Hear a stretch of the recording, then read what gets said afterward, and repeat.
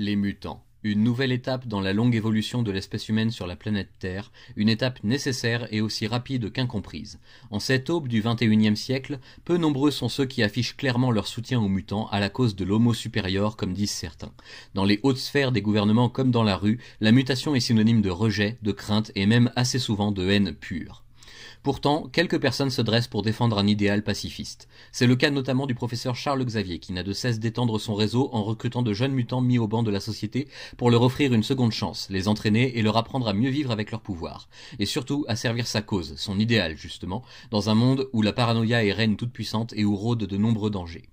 À l'extrême inverse, le charismatique leader mutant de la confrérie, Magneto, perpétue des attentats aux quatre coins de la planète pour revendiquer la suprématie indiscutable selon lui de l'homo supérieur sur les simples humains. Son mouvement compte de très nombreux adeptes, tous ceux que la haine des humains a contribué à endurcir et à avilir. Réfugiés sur une terre promise dans le Pacifique Sud, ils attendent avec ferveur le jour où les mutants seront les maîtres incontestés du monde et où les armes des humains ne leur feront plus aucun mal. Dans ce contexte difficile, véritable poudrière prête à exploser à tout instant, quelqu'un va finalement craquer l'allumette fatidique. Lorsque les terribles robots du programme Sentinelle se mettent à chasser les mutants où qu'ils se trouvent sur le territoire américain, c'est le signe qu'attendaient les troupes de Magneto pour entrer en guerre ouverte contre le reste du monde. Pour défendre les humains se dressent les X-Men, les recrues de Xavier, envers et contre tout, même dans un monde qui les hait profondément. Alors que les combats s'enchaînent et se ressemblent, beaucoup de gens seront amenés à changer de point de vue sur la question mutante. Qu'il s'agisse des hauts responsables comme de simples soldats, chacun va devoir se forger une opinion et s'y tenir, quitte à perdre sa place non seulement au sein des structures, mais surtout au sein du règne terrestre lui-même. Quand Xavier et Magneto se font finalement face sur la pelouse de la Maison Blanche, la ligne rouge est tracée et malheur à ceux qui tenteraient de la franchir. Pour le meilleur et surtout pour le pire, les X-Men protégeront les humains des caprices des mutants totalitaristes, quitte à le payer très cher parfois. Xavier essaiera même de remettre un Magneto dépourvu de sa personnalité sur le droit chemin, mais malgré tous ses efforts, cette petite expérience ne sera qu'un échec de plus qui fera douter même le plus avisé.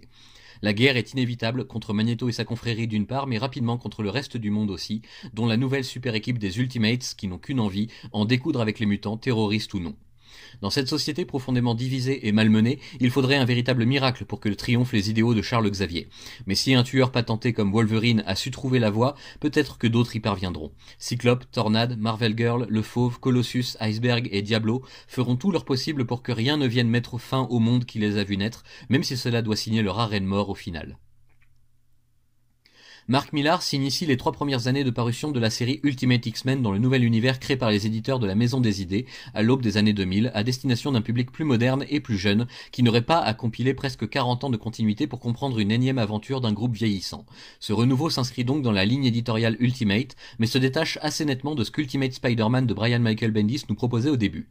En effet, la vision de Millar est beaucoup plus terre-à-terre, beaucoup plus centrée sur les défauts d'une société post-11 septembre 2001, qui voit le mal partout et craint plus que tout la différence, une société où la surveillance de masse est de mise et où la ligne dure prévaut toujours. Les propos et situations mis en scène dans ces 3 premières années tournent ouvertement autour du racisme, du spécisme et du traitement des mouvements terroristes comme pacifistes au même niveau. Il faut absolument se replacer dans le contexte de l'époque. Il fallait un ennemi commun pour unifier l'Occident et plus largement l'espèce humaine, et ici les mutants jouent parfaitement ce rôle, qu'ils soient bons ou mauvais. La violence est omniprésente, le ton est des plus sombres, et l'espoir n'a qu'une toute petite place dans le cœur des rares personnes à y croire encore. Si vous aviez en tête les flamboyantes années de Chris Claremont ou Scott Lobdell, Mark Millar vous ramènera les pieds sur terre et vous montrera le vrai visage d'un monde aux abois qui court inlassablement vers sa propre destruction. Je vous avais prévenu, ce n'est pas vraiment joyeux.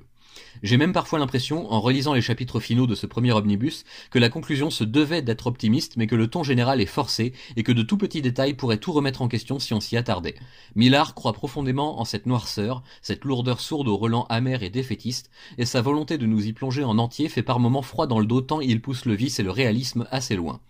Nous sommes ici en présence de mutants qui n'hésitent pas le moins du monde à employer leur pouvoir pour leurs propres intérêts. Charles Xavier est à plusieurs reprises soupçonné, sinon accusé, de manipuler les pensées et sentiments de ses élèves pour servir son idéal, tandis que le Magneto aux accents shakespeariens tragiques de Claremont cède la place à un ignoble individu perclus de haine et de soif de pouvoir, sans que son passé ne serve de vraie justification à ses actes. Déjà dans la série de Bendis sur Peter Parker, on sentait assez nettement cette farouche différence qui oppose les humains aux mutants, mais là le fait d'y être confronté pleinement donne le vertige. Est-ce que c'est une bonne porte d'entrée pour de nouveaux lecteurs qui s'intéresseraient aux X-Men? Oui, de nos jours comme en 2001, mais pour autant je ne conseillerais pas cette lecture à tout le monde, plutôt à des esprits capables de faire la différence entre les divers propos et points de vue abordés et exposés ici, dans ces quelques pages. Capables de gérer l'afflux de violence également, aussi bien verbal que graphique, parce que les artistes qui se succèdent et se complètent sur ce titre se lâchent vraiment et on sent que le maître mot est la volonté de choquer le lectorat, de jouer sur les peurs d'une société à l'agonie et d'y planter un germe nocif de doute et de fatalisme. Ultimate X-Men serait à mon sens le pendant sombre de l'univers Ultimate de Marvel, tandis que Ultimate Spider-Man nous présente ses meilleurs aspects. Deux auteurs, deux visions radicalement opposées, mais qui, surprise, finissent par se rejoindre et même se compléter après quelque temps. Et comme pour toute autre œuvre sombre et torturée, désabusée même, je recommande de la prendre avec des pincettes et de se resituer dans le contexte de l'époque d'écriture et de parution.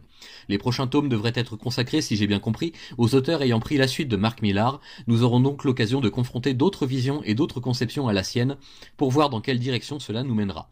Peut-être y a-t-il des raisons d'espérer malgré toute logique, peut-être que la petite lueur brillera plus fort dans les ténèbres, réponse dès que Panini aura acté la sortie du second omnibus.